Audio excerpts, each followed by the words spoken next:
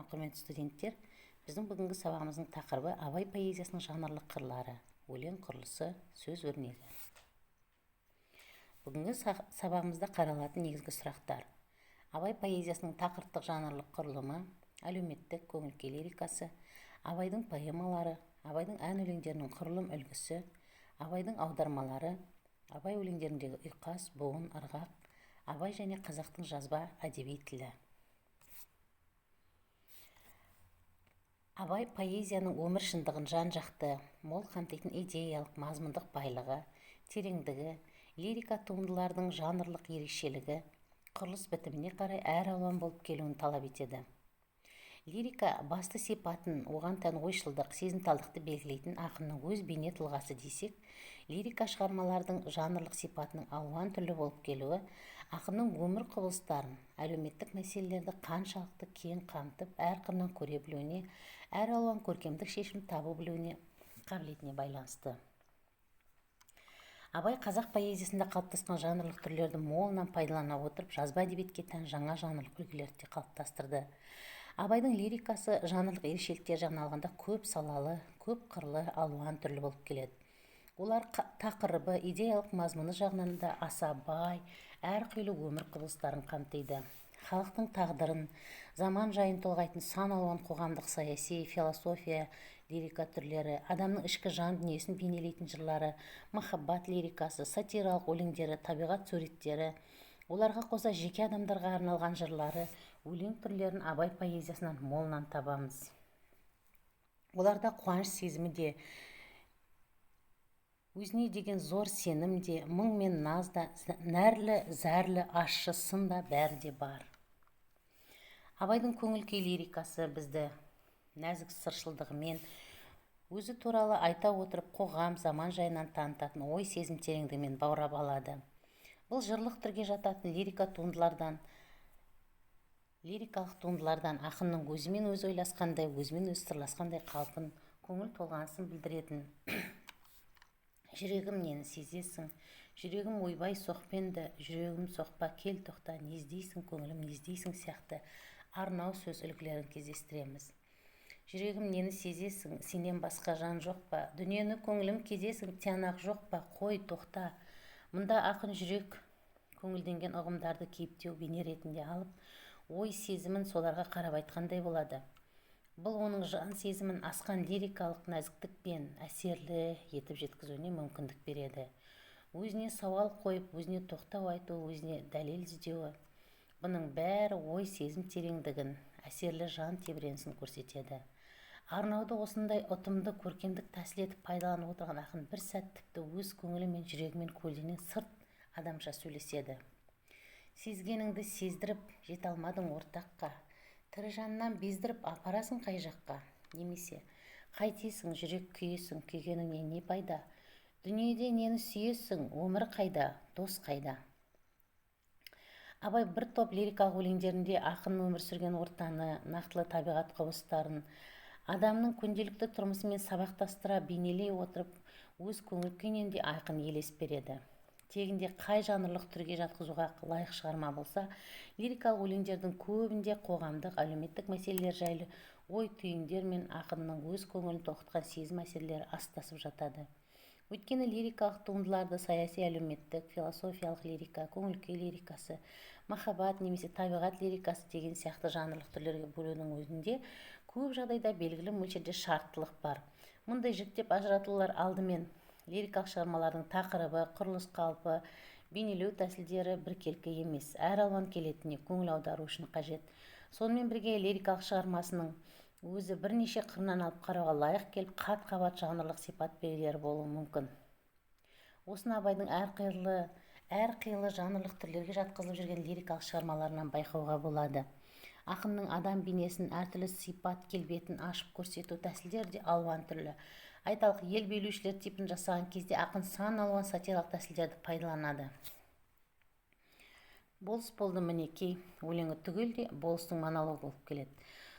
Мұнда шығарманың идеялық мазмұны кейіпкерді әшкерелеу арқылы ашылады. Бұл өлеңде зәрлі мысқыл да, күлкі әжуа да көп. Өзінің тапқырлығы мен ептілігіне даңдайсыған болыстың бейнесі сатиралық жағынан өткір. Бұл оған әлеуметтік және психология жағынан мінездеме берудің бірден бір ұтымды тәсілі болады да, ол өмірдің өзі тозған нағыз шыншыл тип ретінде көрінеді.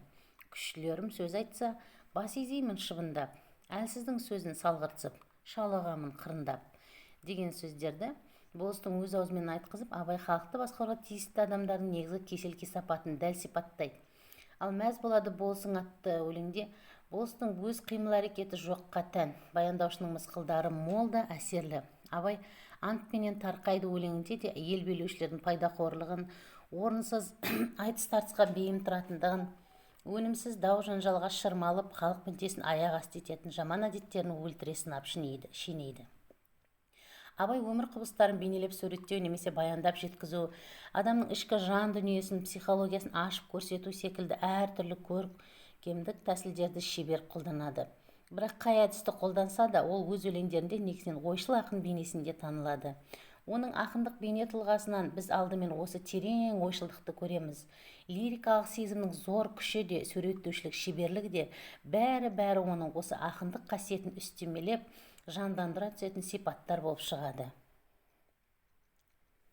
Абайдың поэмаларына келетін болсақ, Абай лирикасы көп болса да, сюжетті дастандары аз. Ескендір, Масғұт, Әзімнің әңгімесі поэмалары көлемді шығарма жазуға ойса бастаған кезеңін танытатын еңбектер. Ескендір поэмасында Македонскийдің озбырлығын, соғысқұмарлығын, дүниеқорлығын әшкерелейді. Масғұт философиялық поэма. Оның негізгі тақырыбы жай ғана махаббат емес, әлеуметтік өмірдің қайшылығы. Поэманың идеясында әйелді қоғамның ерлерге тең мүшесі деп тану, оның әлеуметтік өмірдегі орнын бағалау жағына көбірек көңіл бөлінеді. Әзімнің әңгімесі мың бір түн ертегісінен алынған бір оқиғаның өлеңмен жазылған түрі. Абай өз дәуірінің капиталистік жолмен баю психологиясынан туған жалған мінезін топшылайды. Поэма аяқталмаған. Бұл үш поэманың реалистік ерекшелігі қазақ даласының болмысын дәл суреттеуінде емес, көлденең образ арқылы сынауында. Тегінде Абай бірнеше өлеңдерінде поэма жазуды өзіне мақсат етпеген тәрізденетін. Сонда Әзіретәлі Айдаһарды жазғаным жоқ, Сарала қызды жырлағам жоқ деп бір кезек айтса, тағы бір уақытта ел шапқан батырды қызықты қыздырмалап айтсам, қызығып тыңдар ел едің деп оқушыны шеней түсетін. Қызығып тыңдар едіңдер деп оқушыны шеней түсетін. Жай бос уақыт өткізетін қызықшыл қысыр кеңесті құмарланып тыңдар едім дейтұғын. Ондай әңгімелі өлеңдерден Абай өз ойлаған өсиеттік, адамгершілік, терең тәлім-тәрбие туа қоймайтындай көретін. Өз басының ұзақ ақындық еңбегі бойында Абай поэма жанрына анықтап зер салған жоқ. Тек кейін тәрбиесінен шыққан шәкірт ақындарына ғана әр алуан тақырыптар беріп, анық поэма дерлік күрделі сюжет бар шығармаларды соларға жазғызады. Ал солай бола тұрса да, өзін-өзі тежеп, ақындық шығармаға жанр жағынан да арнаулы қатал талап қойған ақынның жоғарыда аталған үш поэманы жазғанын көреміз. Бірақ жалпы алғанда көлемдері аз ғана, оқиға сюжеттері шағын шыққан осы поэмаларында негізгі идеясы мен мақсаты Абайдың көп лирикалық шығармаларындай ұстаздық, тәрбиелік ойларға арналғанын көреміз. Өзі көп дәстүрлерін қабылдаған орыс классиктері Пушкин, Лермонтовтың не Байрон сияқты Еуропа классигінің анық үлкен поэма жазудағы өрнектеріне Абай бой ұрмайды. Олардың поэмалар кең өмірді мол қамтитын, кейде роман поэма, кейде қалың оқиғалы, шытырман шебер тартысы бар романтикалық поэма болып, көркем шебер қалыптанса да, Абай ол сол жанрға қызықпайды. Осы жылдарда еске алғанда, Абайдың біз тексергелі отырған поэмалар ең әуелі жоғарыда ескерткендей шағын халдерді алып, содан өсиеттік, ұстаздық ой туғызуға тырысады. Екінші жағынан, Абай өзінің ұзақ шығармалар тудырарлық қуатын байқап, осы тұста тәжірибе жасап көреді. Енді Масғұт поэмасына азырақ тоқталсақ. Бұл поэма туралы Абайдың өзі атап көрсеткен деректері жоқ. Бірақ шығарманың ішінде кейбір белгілерге қарағанда бұның оқиғасы, тақырыбы шығыс халықтарының аңызынан алынғаны байқалады. Оның ең әуелі геройдың аты Масғұт. Оның тіршілік еткен шаһар Бағдат. Заманы Харон Рашид халифтың тұсы. Кейін Масғұтта кездесетін қария мұсылмандардың дін аңыздарында жүретін Қызыр, қазақша Қыдыр аталады. Ол сол айтылған аңыздар бойынша өлмейтін, мәңгі жасайтын жалғыз жан. Әр заманда әр ортаның адамына оқта-текте бақ-дәулет әкелетін ырыс үлестіруші болған. Міне сөйтіп осы аталған белгі деректердің бәріне қарап, біз Абай поэмасының негізі шығыс аңызынан алынған дейміз. Сіздерге тапсырма, осы үш поэманы да жақсылап оқып аласыздар және өздеріңіз талдау жасайсыздар. Келесі сұрағымыз бұл Абайдың ән өлеңдерінің құрылым үлгісі болатын. Баршаға белгілі, Абай ұлы орыс мәдениетінен нәр алып, орыс халқының демократ ақын жазушыларының шығармаларын оқи, зерттей отырып, қазақ әдебиетінде өзіне дейін болмаған жаңалықтар тудырды. Ол Пушкин, Лермонтов, Крылов шығармаларын қазақшаға аударып, соларды қазақ арасына жаюшы, насихаттаушы болды. Осылай оқи, зерттей, аудара отырып, Абай өз өлеңдерінде жаңа ырғақ, жаңа өлшем енгізді.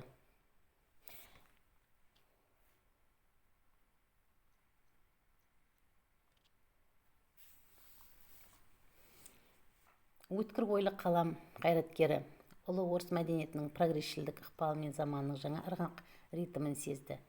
Оның өзі оның музыкалық творчествосына да әсер етті. Жаңа ырғақ өлшеу, жаңа кейіпте, мелодия жолы, жаңа үн сөздіктері, осы үшеу Абай музыкасының жаңалығы болды.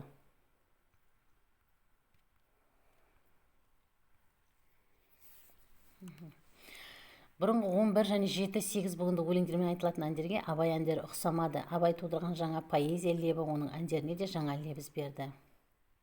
Орыстың ақындарын үлгі тұтқан Абай музыка дүниесінде де мұсылмандық шығыстың Құран оқу әуезінен үн сөздіктерін іздемеген, былай тұрсын өзіне дейінгі болып келген қазақтың халықтық әндерінің бір қалыптас тілдерін де місе тұтпады. Ол орыстың әдет-ғұрып музыкасы, колороманстарын естіп, тыңдай отырып, солардың творчестволық үлгі алды. Оның үстіне Абайдың Евгений Онегинді аударып, Татьяна хатына өзінің ән шығаруы, Дельвик пен Глинканың Сұрғылт тұманын, Рубинштейннің Мен көрдімін, Лермонтовтың Қараңғы түнде тау қалғыбын аударып, оларға ән шығарған Абайдың музыка сөздігін байытуға әсер етті. Тағы бір айта кететін нәрсе, Абай әндері, сөзі, музыкасы біте қайнасып жатқандықтан, өзіне дейінгі қазақтың халық әндерінше орындаушының көрінген өлеңге жегіп алып жүре беруіне келмейді. Мысалы, Қара торғай, Екі жерен, 25 аққұм сияқты әндерді бірінің сөзімен бірін айта бересің де, Абайдың 8 аяқ, Қор болды жаным, Көзімнің қарасы, Бойы былғаң сияқты әндерін бірінің сөзімен бірін айта алмайсың. Қазақтың халықтық дәстүрінде бұл да бұрын соңды кездеспеген жағдай деп айта аламыз. Бұл, құрметті студенттер, сіздерге айтқаным Ахмет Жұбановтың пікірі. Келесі сұрақ Абайдың аудармалары. Абай орыс әдебиетін 1882 жылдан бастап аударған. Ең бірінші аудармасы орыстың атақты ақыны Лермонтовтың Бородино атты патриоттық өлеңінен үзінді. Ең соңғысы Лермонтовтың Вадим атты ұзақ әңгімесінің желісін оқиғасын алып, өзінше қысқартып жазған поэма. Абай аудармаларын зерттеушілер қазір орыс әдебиетінен оның 50-ден аса аударған өлеңдері барлығын айқындап отыр. Олардың ішінде лирикасы да, баснясы да, мысал өлеңдерде, ұзақ өлеңдерде, сатиралық лирикалар да бар. Солардың ішінде Қарға мен түлкі атты басня 2 түрлі вариантта аударылған. Орыстың атақты жазушы ақындарын аударуда Абай тек қана қазақ емес, бүкіл шығыс елінде елеулі орын алады. Шығыс елінде 1889 жылға шейін Пушкиннің Евгений Онегина тек Әзірбайжанда ғана аударылған. Евгений Онегинді содан кейін аударған Абай. Қазақпен салыстырғанда ол кезде үлкен мәдениет саналатын татар, өзбек, тағы да басқа көршілес елдердің бәрінен бұрын Сарыарқада жатқан Абайдың дүниежүзілік мәдениет мұрасының шаршы төрінен орын алған Пушкинді танып, Татьянаның үні мен даланы жаңғырықтыруы қазақ үшін мақтанарлық іс. Пушкин шығармаларымен аудару мен Абайдың көбірек шұғылданғаны 1889 жыл. Бұл жылы Евгений Онегиннен үзінділер күйінде 8 өлең аударады. Олардың көбі Онегин мен Татьяна арасындағы хаттар. Олардың хаттарын аудару арқылы Абай қазақ жағдайындағы соған ұқсас тағдырлар мұңын жоқтады.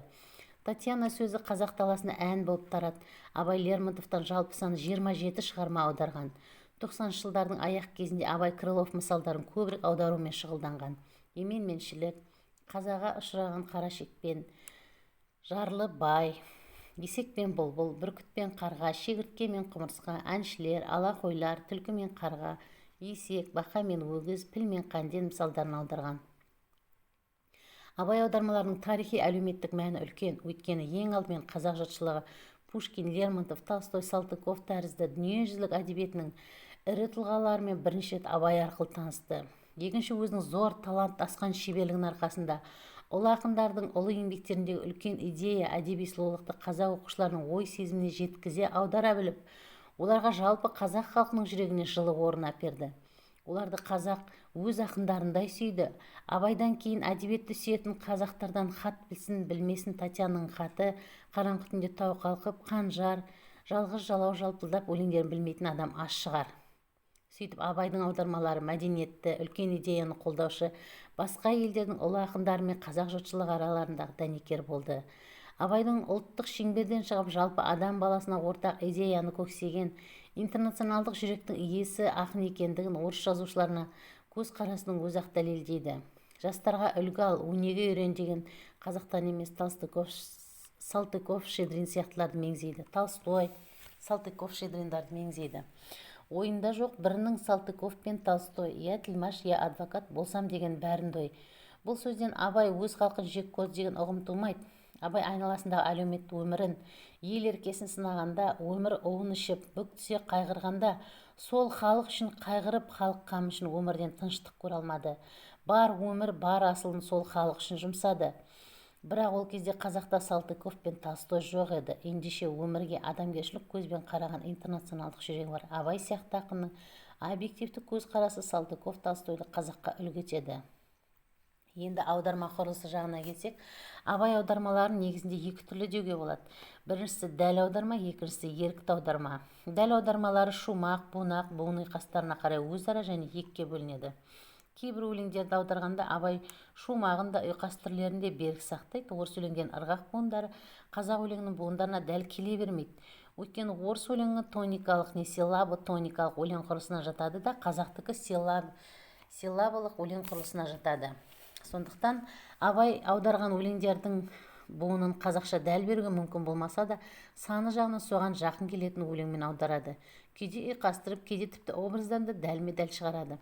Қазақшасы: қараңғы түнде тау қалғып, ұйқыға кетер балбырап, даланы жым-жырт дел салқып, түн басады салбырап. Шаңдай алмаш жолдағы сыбдырламаш жапырақ, түн шығарсың сен дағы сабыр қылсаң азырақ.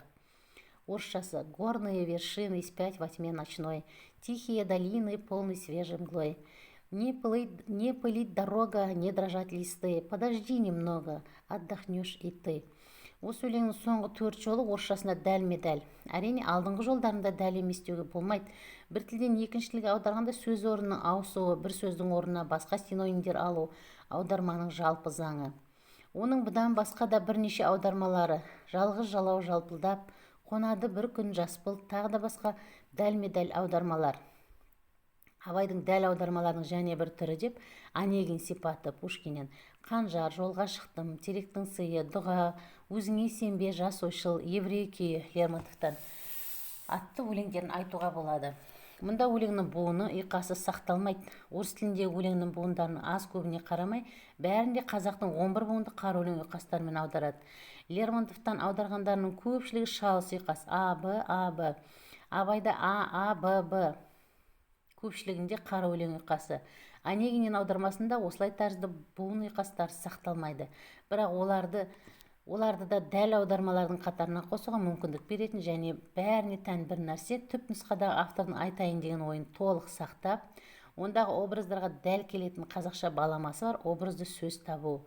Жоғары аталған өлеңдердің қайсысын алсақ та осы жүйені берік сақтайды.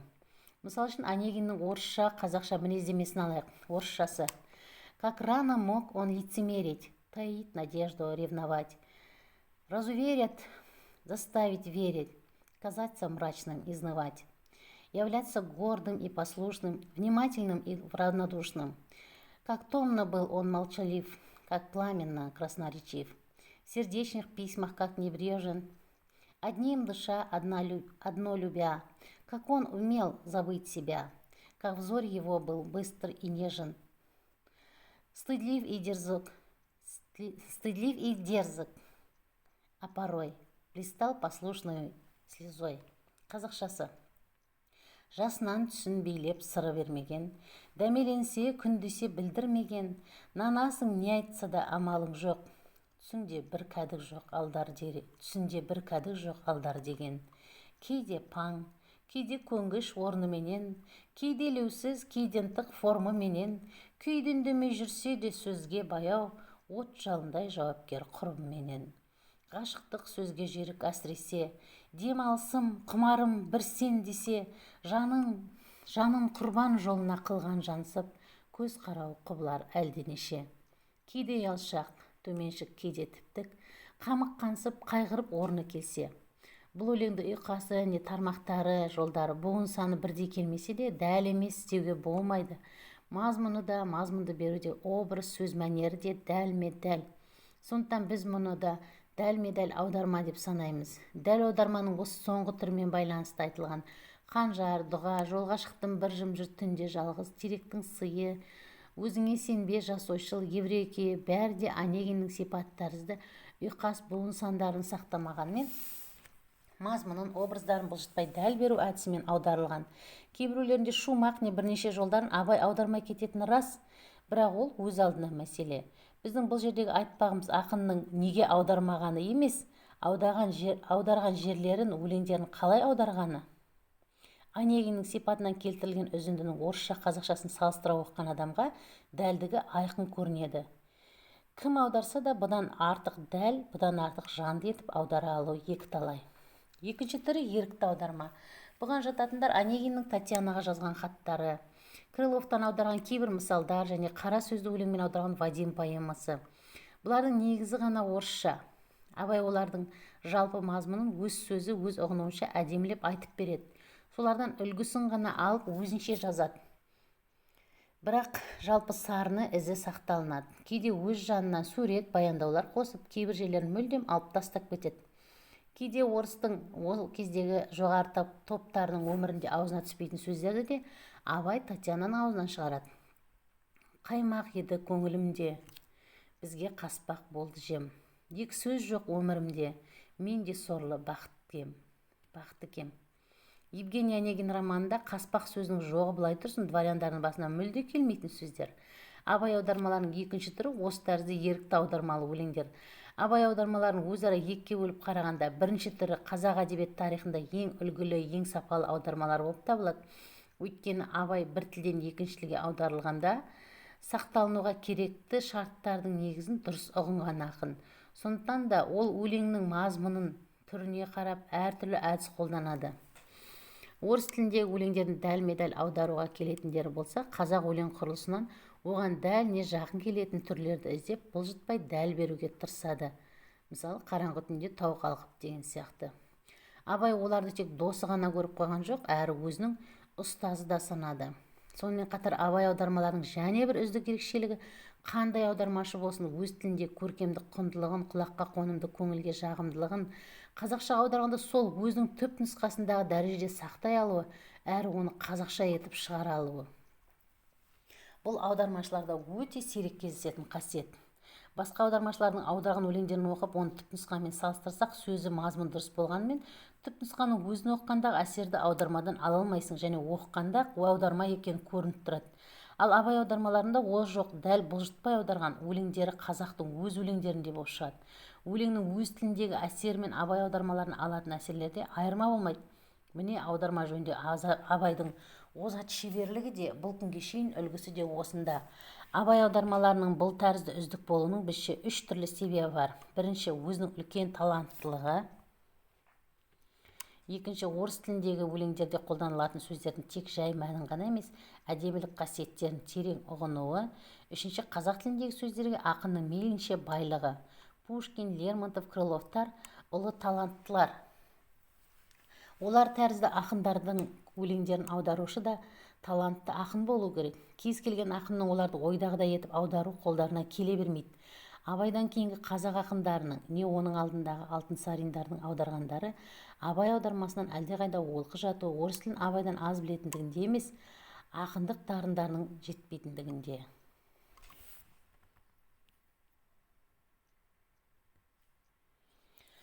Абай өлеңдеріндегі ұйқас, буын, ырғақ. Өлең тармақтарындағы аяққы сөздердің дыбыстас естілуі, үндестігі. Жалпы ұйқас ырғақты күшейтеді, тармақ жіктерін ажыратады. Ұйқас өлең жолдарын бір-біріне келген дейді. Өлеңнің шумақ, тирада сияқты бөліктерінің әр қайсысын бір бүтін етіп құрастырады, тұтастырады. Сондықтан әр шумақтың немесе әр тираданың ұйқасы, суреті өз алдына бөлек-бөлек болып келеді. Қазақ өлеңі, оның ішінде Абай өлеңдері де аяққы ұйқасқа құрылған. Абай өлеңдерінде ұйқастың қазақ әдебиеті теориясын айтылатын қазақ әдебиет теориясында айтылатын түрлерінің қара өлең ұйқасы, шұбыртпалы, ерікті, кезекті, шалыс, егіз, аралас ұйқастардың бәрі бар. Абайдың ерен ақындық шеберлігі мен жаңашылдығының көрінісі өлең шумақты шумақсыз құрылымына, сондай-ақ шумақты өлеңдердің неше тармақтан тұратындығына қарай ұйқас суретін құбылту. Ақынның 4 тармақты 7-8 аралас буынды өлеңдерінің көпшілігі А-Б суретті шалыс ұйқасқа құрылған. Мысалы, жерсіз түнде жарық ай, А. Сәулесі суда дірілдеп, Б. Ауылдың жаны терең сай, А. Тасыған өзен күрілдеп, Б. Абайдың 4 тармақты 1 өңкей 7 буынды немесе 1 өңкей 8 буынды өлеңдері А-Б және А суретті ұйқаспен жазылған. 6 тармақты шумақтың кейбір ұйқас өлеңдері А-Б, В түрінде келеді. Бұл да Абай шығармаларынан басталатын ұйқастың түрі. Ғашықтық іздеп тантыма, А. Аз күн әуре несіз, Б. Өзіңнің қара артыңа, А. Өткен өмір бейнетіс, Б. Синтаксистік құрылым мен композициялық құрылысы ырғағы мен ұйқас суреті жағынан қазақ поэзиясына Абай әкелген соны дүниелер оның 8 аяқтары, яғни 8 тармақты шумақты 3 өлеңі. Бұлардың ұйқас суреті А, Б, В, Б, Г. Мұнда А, В, Г ұйқасымен берілген тармақтар өзара бір-бірімен синтаксистік әрі мағыналық жұптар түзеді. Абай поэзиясындағы ұйқасқа қатыстырылған сөздер өлеңнің мазмұнына, ойына, стиліне тікелей қатысты болып келеді. Оның Абайдың 1923 жыл Қазан қаласында жарық көрген өлеңдер жинағының алғашқы ішкі 2 беті сатиралық өлеңдерінде адамның мінез қылығын жағымсыз жақтан көрсететін сөздердің бір тобы еліктеуіш, бейнелеуіш сөздер. Сондықтан ақын қалың елім, қазағым, қайран жұртым деген өлеңін бастан аяқ қыртың, бұртың, тырқың, жырқың сияқты жағымсыз бейнелі сөздердің ұйқасуына құрады. Жұртым, ұртың, құлқың деген мәнді бояусыз сөздерді соларға ұйқастырады.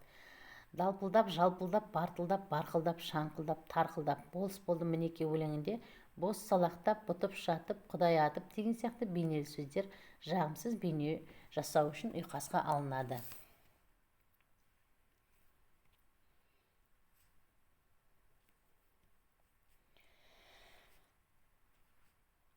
Абай және қазақтың жазба әдеби тілі дегенге келетін болсақ, Абай да өз шығармашылығында қазақтың ауызша тарап келген байырғы әдеби тілін негіз етті. Оның барын дамытып, жоғын толықтырды, жаңа сатыға көтерді.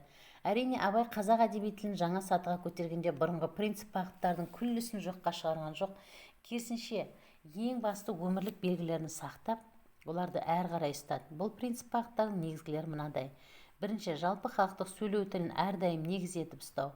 Яғни қазақтың ауызша дамыған байырғы әдеби тілінің сөздік құрамы мен грамматикалық құрылысы осы принцип бойынша дамығандықтан, ол дәуірден дәуірге, ғасырдан ғасырға ауызекі сөйлеу нормасына орай өзгеріп отырған. 15-16 ғасырлардағы Қазтуған, Шалкей, Доспамбеттердің тілінің лексикасы мен грамматикасы өз дәуіріне сай, қазіргіден біраз өзгеше болған даусыз. Ал әдеби дәстүр үзілмей келе жатса да, 19 ғасырдағы мысалы Махамбеттің, Дулаттың, Шортанбайдың тағы басқалардың тілі 15 ғасырдағыдан өзгешелеу, өз тұсына лайық болғаны және даусыз. Бұл принципті ауыз әдебиеті де ұстаған. Ертеректе пайда болған Қозы көрпеш Баян сұлу немесе Қамбар батыр сияқты жырларды 19 ғасырдың жыршысы айтып бергенде ол өз тұсының жалпы халықты сөйлеу нормасына тән лексика-грамматикалық элементтерді сынамалап енгізіп отырған. Сол себептерден де бұлардың мәтіннен подносы мен әйгілі шай, самауыр да, пәуеске, тарантастар, тіпті расход, минут сияқты сөздерді кездеседі. Ал бұл орыс сөздерінің қазақ тіліне соңғы дәуірлерде енгені мәлім. Бұл жырды жеткізушінің өз талғамынан кеткен әрекеті емес, жоғары принциптен туған заңдылық. Ертеде өткен ақын жыраулардың мұралары бізге дейін ауызша жеткізушілердің лабораториясынан өткенде сәл өзгеріп отырғандығы, тек шала жадта ұмытылып қалу тәрізді ауызша баспаның себептеріне ғана байланысты емес екендігі көрінеді. Екінші, жоғары принципке қарама-қарсы жалғастылық принципі. Ертеде белгілі бір кезеңдерде пайда болған көркемдеу элементтері, образдар, теңеулер, метафоралар үзілмей сақталып, келесі дәуірлерде қайталап келіп стандарттануы осы принцип бойынша жүзеге асады. Бұл белгі ауыз әдеби тілі мен жеке авторлар тілінің арасында да, әр дәуір ақындарының өз араларында да сақталған. Сондықтан эпостық жырларда көптеген фразеологизмдер немесе бір жыраудың ақынның толғауында ұшырасатын штамптар екінші бір ақындарда ұшырасуының бір себебі жаңа кезеңге дейін қазақ әдеби тілінің осы көрсетілген даму принципінен туған заңдылық болып табылады. Бұл заңдылық әдеби тәсілдерді шынды айтысуде әдеби нормаларды тұрақтандыруда үлкен роль атқарады. Абай өзіне дейінгі қазақ әдеби тілінің осы екі даму принципін де қолдады. Ол да бір жағынан жалпы халықтық сөйлеу тәжірибесінен негізін үзбеуді көздесе, екінші жағынан бұрыннан келе жатқан дәстүрлі элементтерді де жоққа шығармай, барынша пайдалануды мақсат етті. Бірақ Абайдың жаңашылдық әрекеті бұл дәстүрді бұлжытпай сол күйінде пайдалану емес, әрі қарай толықтырып, жаңа мазмұнға сай етіп қолдануға алып барды. Абай танушылардың жазғандарына қарағанда, Абай қазақтың бай ауыз әдебиетін өзіне дейінгі және өзімен тұстас арқа, жетісу ақындарын жақсы білген, тілдеріне зер салған, сөздері бірі жамау, бірі құрау деп, сол әдебиеттің ең бетке шығар үш өкілі Бұхар, Шортанбай, Дулатты сынағанымен олардан көп үйренген. Бұл сөзінде Абай олардың өлең ұйқастарын сөз қиыстырған ақындығын олқы сынбаған, үшеуінің де бірдей идеясын, ой кедейлігін сынаған. Құрметті студенттер, Абай туралы әлде де көп айта беруге болады. Оны біздер дәріс практика сағаттарымызда жалғастырамыз. Ал сіздерге тапсырма топтарға бөлініп Абай өлеңдерін, қара сөздерін, поэмаларын оқу, жаттау, талдау жасау, Абай әндері бойынша сайыс ұйымдастыру деген тапсырма беріледі. Назарларыңызға рахмет. Келесі кездескенше сау саламатта болайық.